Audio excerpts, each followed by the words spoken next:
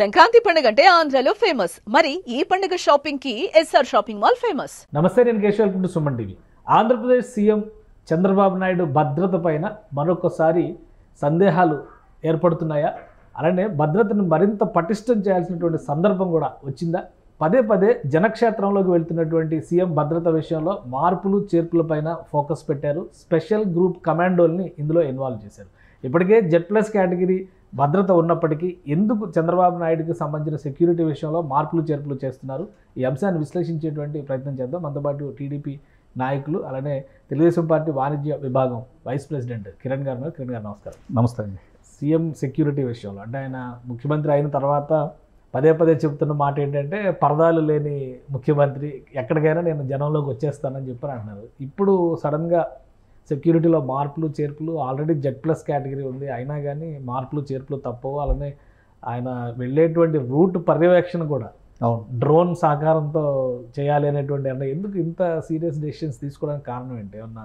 ముందుగా సుమన్ టీవీ ప్రేక్షకులకు అలాగే మీకు శుభోదయం అండి.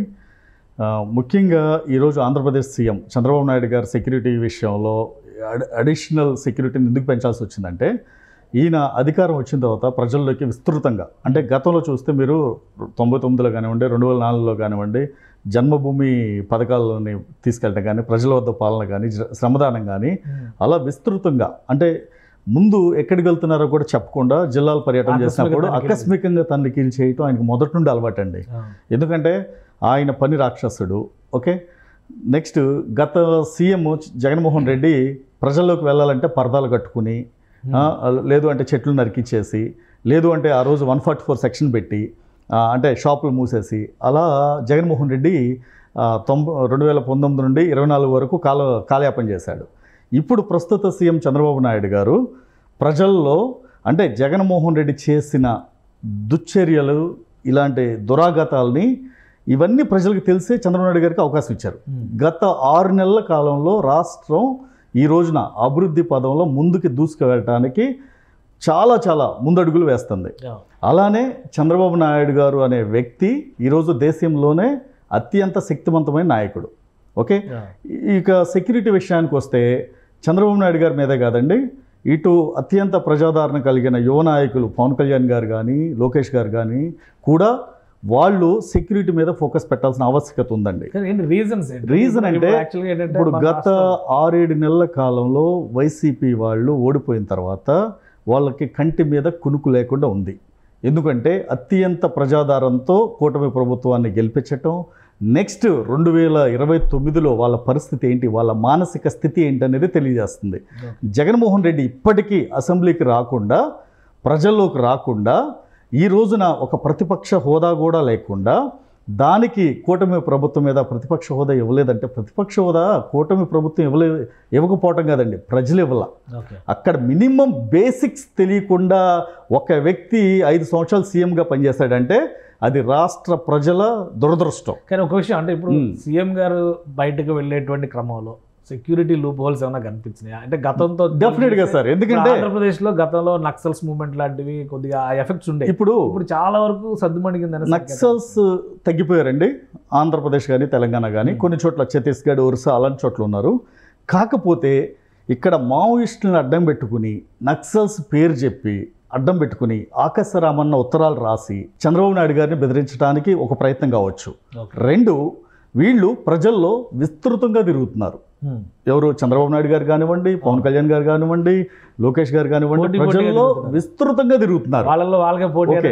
తరువాత జగన్మోహన్ రెడ్డి ఇప్పుడు అంటే ప్రజా సమస్యలు ఏమీ లేక వచ్చేది మన ప్రభుత్వమే, 2029లో గెలిచేది మనమే అని ఆ కుంటి సాకులు, అంటే వాళ్ళకి మానసిక స్థితి లేదు అని నేను అనుకుంటున్నానండి. ఎందుకంటే గత 5 ఏళ్ల ప్రభుత్వ పాలన చేసినప్పుడు అభివృద్ధి అనేది అసలుకి వాళ్ళు ఎడం చేత్తో కూడా టచ్ చేయకుండా, అది ఓకే, ఇప్పుడు ఆయన తన పార్టీని, శ్రేణుల్ని, నాయకుల్ని ఉత్తేజపరచడానికి చెప్పొచ్చు.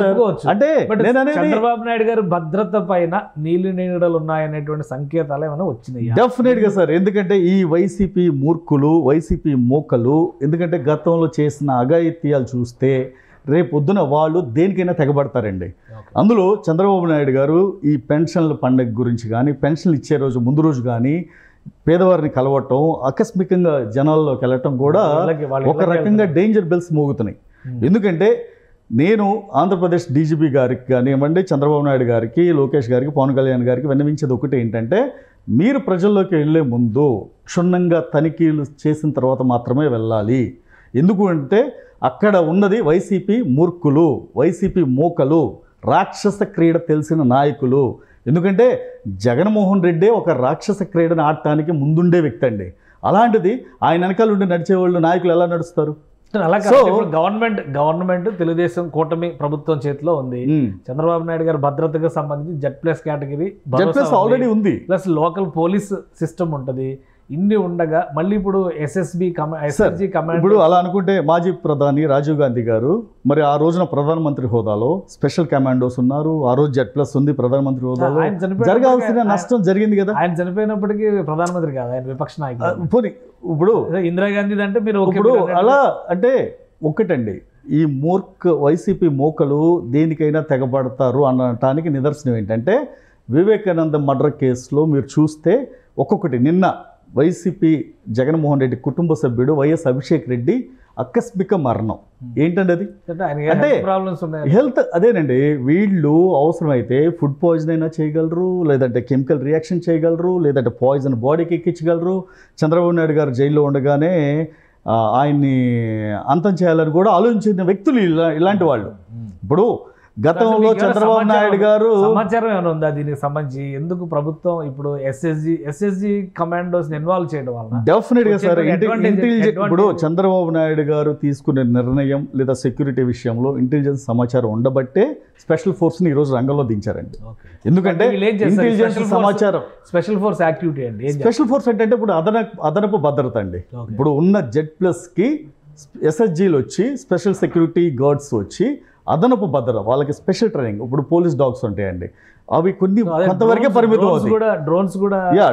డ్రోన్ ద్వారా సెక్యూరిటీ కానివ్వండి, లేదు అంటే 24/7 ఆయన చంద్రబాబు నాయుడు గారు ఉండే ఇల్లు కానివ్వండి, లేదంటే ఆయన పర్యటించే ప్రాంతాలు కానివ్వండి, అవన్నీ డ్రోన్ పర్యవేక్షణలో భద్రతా వలయాన్ని ఒక క్రియేట్ చేసి వాళ్ళు సెక్యూరిటీ ఇవ్వాల్సిన ఆవశ్యకత ఉందండి. ఎందుకంటే ఇప్పుడు చంద్రబాబు నాయుడు గారు ఈ రోజున దేశంలోనే హాట్ టాపిక్.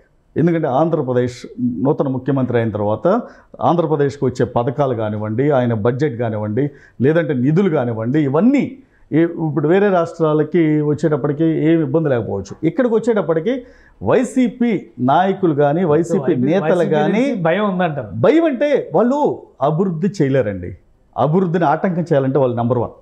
ప్లస్ నెక్స్ట్, ఇలాంటి సీఎంకి భద్రత లేదు అని ప్రజల్లోకి వెళ్ళి లేదా పెట్టుబడిదారులకి తెలిస్తే పెట్టుబడులు ఆపాలని కూడా ఇలా ప్రయత్నం కావచ్చు. వీళ్ళు ఎంతకైనా తెగబడతారండి. వీళ్ళని ఊరికే అంటే మనం ఏదో వాళ్ళు తక్కువ అంచనా వేసి చేయకూడదండి. దీన్ని దృష్టిలో పెట్టుకొని ముగ్గురు నేతలు, శక్తివంతమైన నేతలు ముగ్గురికి భద్రతా వలయం ఉండాలి. స్పెషల్ ఫోర్స్, అలానే ఇంటెలిజెన్స్, అలానే ఏపీ డీజీపీ పోలీసు వ్యవస్థ కానీ వాళ్ళని కాపాడుకోవాల్సిన బాధ్యత రాష్ట్ర ప్రజల తరపున వాళ్ళ మీద ఉందండి. ఎందుకంటే ఇది ముగ్గురికి ఉప ముఖ్యమంత్రి డెఫినెట్గా ఎందుకంటే చంద్రబాబు నాయుడు గారు దేశంలోనే అత్యంత శక్తివంతమైన నేత. పవన్ కళ్యాణ్ గారు మొన్న చూశారు మీరు, సౌత్ ఇండియాలోనే ఆల్మోస్ట్ ఆయన ప్రచారం చేసిన రాష్ట్రాలు కానివ్వండి, నియోజకవర్గాలు. లోకేష్ గారు చెప్పవసరం లేదు, యోగాల ద్వారా ఆయన తారాజోలాగా దూసుకొచ్చారు. ఇప్పుడు వీళ్ళకి కంటి మీద కునుకుండదండి వీళ్ళకి. ఎందుకంటే వీళ్ళు ప్రజల్ని గెలవాలి అంటే ఇక్కడ టీడీపీ ప్రభుత్వం చేసే దానికన్నా గొప్పగా చేస్తే వాళ్ళు గెలుస్తారు. ప్రజలు ఒక్క అవకాశం ఇచ్చారు, అవకాశం ఇస్తే ఆ ఒక్క అవకాశం మాత్రమే ఇచ్చారు. నెక్స్ట్ మరోసారి అవకాశం ఇవ్వడానికి ప్రజలు సిద్ధంగా లేరు. ఆయన ఎన్ని ఆటంకాలు లేదా భయపెట్టి నక్సల్స్ అని, మావోయిస్టులని, రేపొద్దున ఇంటర్నేషనల్ డాన్స్ తీసుకొచ్చి, స్మగ్లర్స్ని తీసుకొచ్చి వాళ్ళు ఎన్ని చేసినా సరే ప్రజా మద్దతు ఉంది. గతంలో పవన్ కళ్యాణ్ గారి సెక్యూరిటీ విషయంలో కూడా ఇలాంటివి వచ్చినాయి, ఏదో సఫారీలు జరిగినాయి అంతర్జాతీయ స్థాయిలో. ఇట్లాంటి అంటే ఉందా నిజంగా? అటువంటి చేస్తారండి వీళ్ళు, దేనికైనా తెగిస్తారు. ఇప్పుడు ఇక్కడ సంపాదించిన అక్రమార్జనని వేరే దేశాల్లో పెడుతున్నారు. డబ్బు ఉంటే ఏముందండి, డబ్బుతో ఏదైనా చేయొచ్చు అనడానికి ఉదాహరణ జగన్మోహన్ రెడ్డి, వైసీపీ నాయకులు. ఎందుకంటే ఎవరికైనా సరే ఆ బ్యాక్ ఎండ్ డబ్బు కావాలి. ఆ డబ్బు అక్రమంగా గత 5 ఏళ్లలో విపరీతంగా సంపాదించారు. 8 లక్షల నుండి 10 లక్షల కోట్ల వరకు సంపాదించారు. మీరు ఆశ్చర్యపోవచ్చు, బడ్జెట్ అంత లేదు కదా అని. వీళ్ళు చేసిన అక్రమార్జన సక్రమార్జన కాదు, అక్రమార్జనని ఎన్ని లక్షల కోట్లే సంపాదించవచ్చు. అది డ్రగ్స్ ద్వారా అవ్వచ్చు, గంజా ద్వారా అవ్వచ్చు, స్మగ్లింగ్ అవ్వచ్చు, లేదంటే మట్టిని తవ్వడం అవ్వచ్చు, గ్రావెల్ తవ్వడం అవ్వచ్చు. ఇప్పుడు అధికారంలోకి వచ్చారు కాబట్టి ఇవన్నీ బయటికి తీసుకొచ్చే అవకాశం డెఫినెట్గా అండి. నేను గతంలో చెప్పినట్టు ఇంకొక 2 నెలలు వేచి చూడండి. వీళ్ళు చేసిన తప్పులకి వీళ్ళే రోజులు వస్తాయి. ఎవరో శిక్ష వేయ అవసరం లేదండి, జడ్జిలు కోర్టులు కూడా వేయ అవసరం లేదు. వాళ్ళే చట్టాలని అలా చంద్రబాబు నాయుడు గారు ప్రతి విషయాన్ని క్షుణ్ణంగా పరిశీలించి చట్టరీత్యా తప్పించుకునే అవకాశం లేకుండా చేస్తున్నారు. వాళ్ళకి మాత్రం ఎవరిని వదిలే ప్రసక్తి లేదండి. ఈవెన్ జగన్మోహన్ రెడ్డి అయినా కావచ్చు, భారతిరెడ్డి కావచ్చు, R² R³ బ్యాచ్ ఎవరైనా కావచ్చు, విజయసాయి రెడ్డి అవ్వచ్చు, సుబ్బారెడ్డి అవ్వచ్చు, ఎవరైనా సరే తప్పించుకునే ప్రసక్తే లేదండి. రైట్. థ్యాంక్ యూ కిరణ్ గారు విశ్లేషణ అందించారు. ఇది చంద్రబాబు నాయుడు గారి సెక్యూరిటీ, అలానే ఉప ముఖ్యమంత్రి పవన్ కళ్యాణ్, నారా లోకేష్ యువమంత్రి, ఈయన భద్రత పైన కూడా అనుమానాలు కలిగేటువంటి పరిస్థితి వస్తుంది. తెర వెనుక జరిగేటువంటి ప్రయత్నాల వలన వారి ప్రాణహాని ఉండే ఛాన్సెస్ ఉన్నాయని కిరణ్ గారు ఆందోళన వ్యక్తం చేశారు. ఈ క్రమంలోనే ముందుగా సీఎం చంద్రబాబు నాయుడు సెక్యూరిటీలో పూర్తిగా మార్పులు చేశారు. SSG కమాండోలు స్పెషల్గా ఇన్వాల్వ్ అయ్యారు. అలానే డ్రోన్ల ద్వారా పర్యవేక్షణ, ఆయన ఉంటున్నటువంటి ఇంటి పహారాను కూడా డ్రోన్ల పరిధిలోనే చేస్తున్నట్టుగా విశ్లేషిస్తున్నారు కిరణ్ గారు. ఇది special discussion. Keep watching. Suman టీవీలో మీ పర్సనల్ అండ్ బిజినెస్ ప్రమోషన్స్ కోసం కింది నెంబర్కి కాంటాక్ట్ చేయండి.